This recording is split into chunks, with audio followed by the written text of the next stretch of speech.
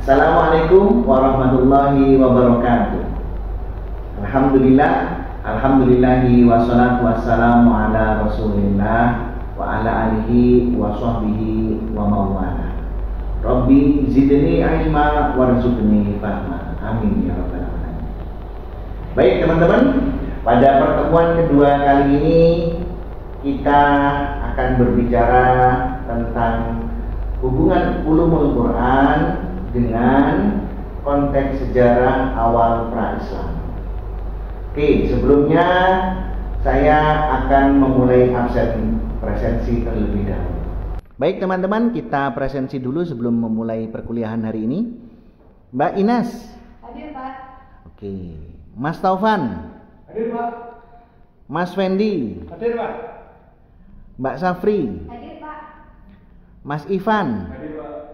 Mbak Lisma. Mbak Lisma mana?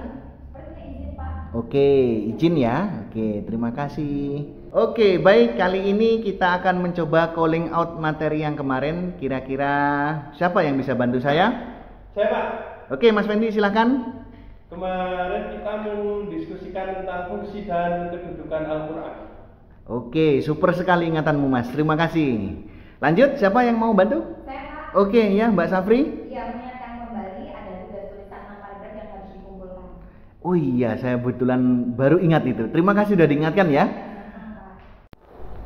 Baik, pada materi kedua ini kita akan belajar mengenai hubungan Al-Quran dengan konteks masyarakat Arab pada saat wahyu Al-Quran diturunkan kepada Nabi. Nah, apa saja hubungannya, lalu bagaimana bentuknya, kita akan belajar lewat PowerPoint yang akan saya tampilkan. Kita lihat dulu PowerPoint-nya.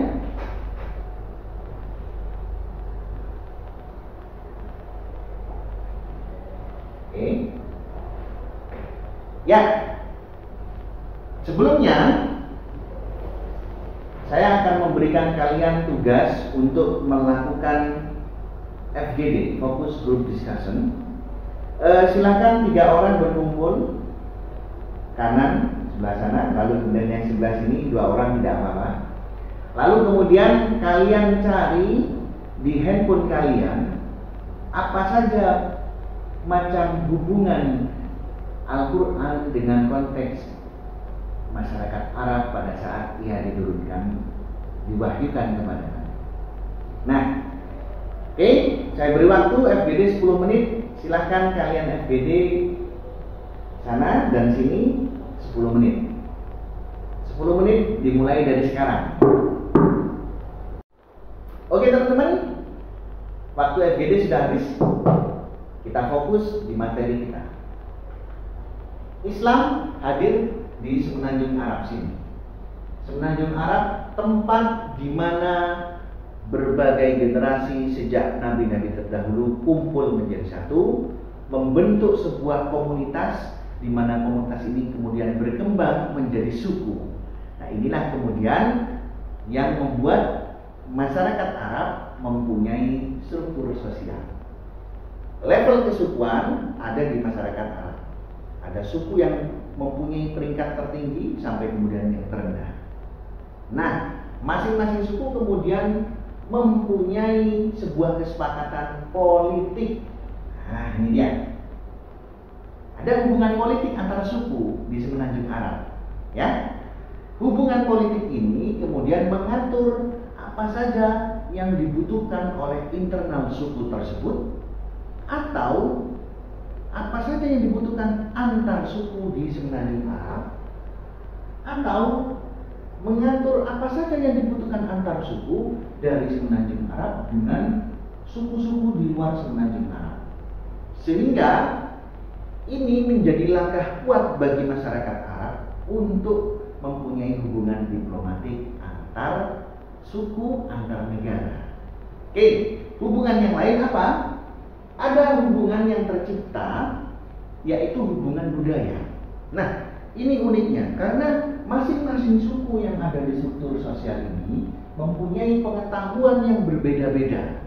Sehingga ketika bertemu, mereka saling bertukar informasi, mereka saling bertukar pengetahuan, sehingga terciptalah budaya yang dapat dikenali sebagai ciri khas dari masing-masing suku. Nah, budaya ini kemudian membuat suku yang ada di masyarakat Arab terkenal, misalkan suku Badui. Suku Badui terkenal dengan kekhasan kemurnian bahasa Arabnya, karena mereka selalu berfokus kepada mengembangkan syair-syair Arab. Nah, itu dia. Oke ya, sampai sini dapat dipahami? Baik, tadi materi sudah saya jelaskan. Sekarang pembahasan tentang pertanyaan-pertanyaan. Ada yang ingin bertanya? Saya Pak. Oke, silakan Mbak Inas. Izin bertanya Pak, apakah agama yang dianut oleh masyarakat Arab pra-Islam? Oke, sudah itu aja. Oke, terima kasih Mbak Inas, pertanyaan super sekali ini. Oke, ada yang bertanya lagi? Saya Pak. Oke, Mas Taufan, silakan. Baik, izin bertanya Pak, kondisi ekonomi masyarakat Arab pada masa pra-Islam kira-kira seperti apa ya? Iya, super sekali. Terima kasih Mas, kritis banget itu pertanyaannya ya. Oke, saya jelaskan jawabannya.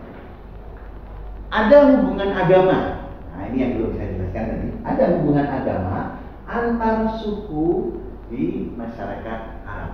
Tadi sudah saya jelaskan masing-masing suku yang ada di struktur sosial masyarakat mempunyai hubungan politik yang mengatur antar kebutuhan internal suku atau antar suku.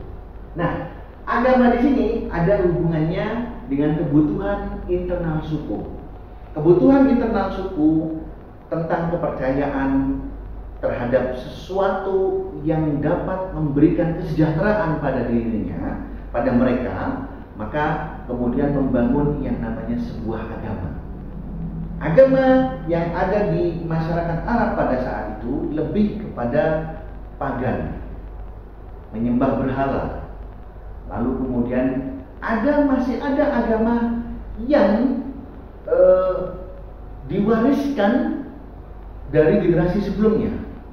Kalau di beberapa kitab kita kenal dengan namanya istilah agama Hanif, begitu ya Mbak ya? Oke?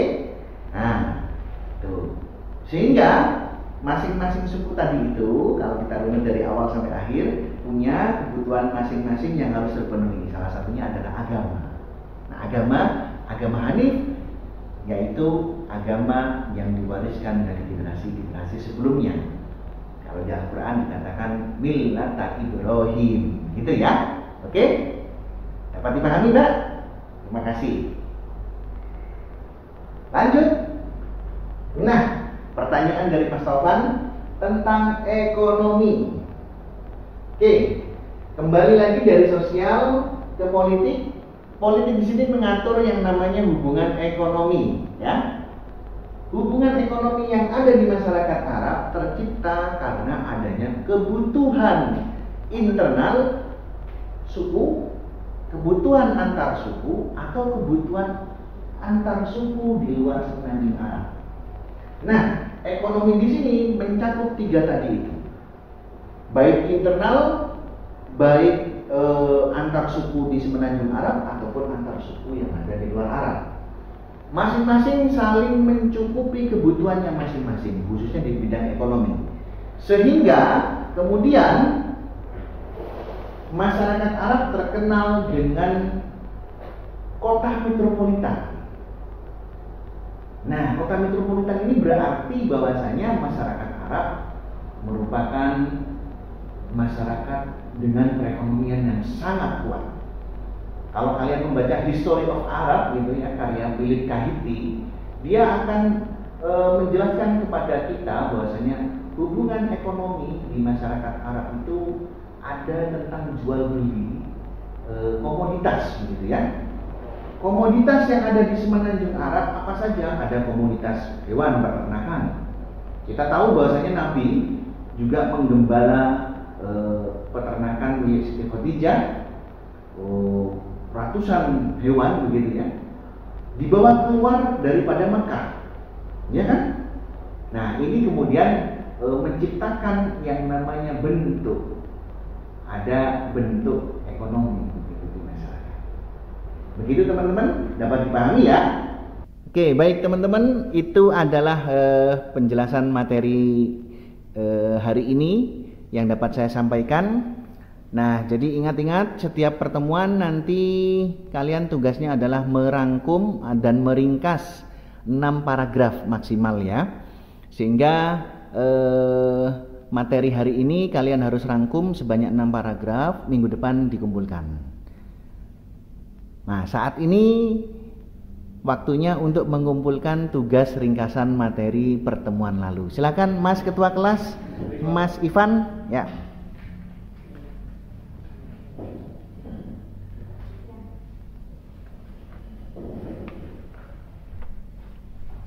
Silakan Bapak. Ya, terima kasih.